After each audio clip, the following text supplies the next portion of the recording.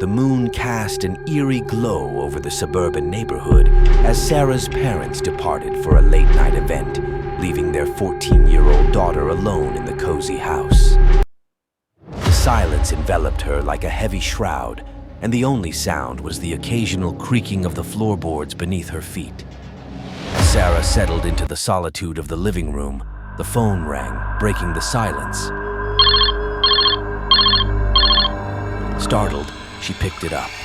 A hushed voice on the other end sent shivers down her spine. "I can see you." Her heart pounded against her ribcage. She dismissed it as a prank, convincing herself that teenage mischief was the source. She hung up, trying to shake off the unease settling in her stomach. Still, an unsettling feeling lingered, causing her to glance nervously at the windows.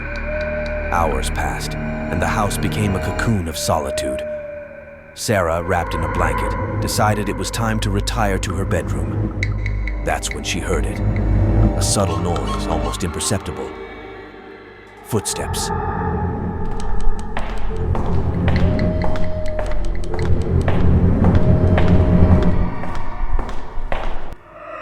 Panic set in as she strained her ears to identify the source. The house that was once comforting now felt like a labyrinth of shadows. Fear coiled in her chest as she realized she was not alone. Instinctively,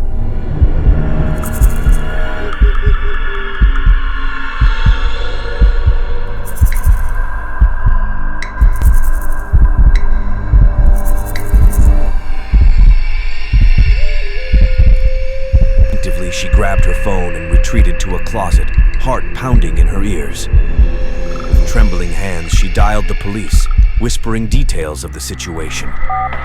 While waiting for the authorities, she heard the footsteps growing closer.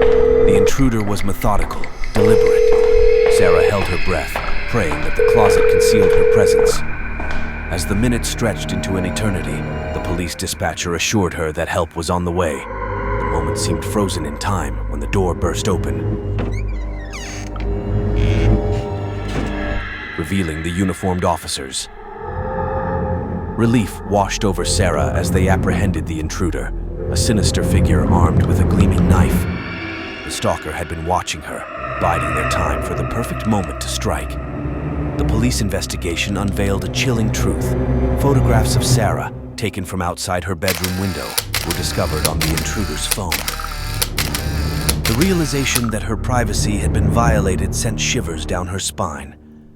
The tranquility of her suburban haven had been shattered, replaced by a lingering sense of vulnerability. Sarah's parents returned to a changed home. Security measures were heightened, and the once inviting neighborhood seemed tainted by the memory of that harrowing night.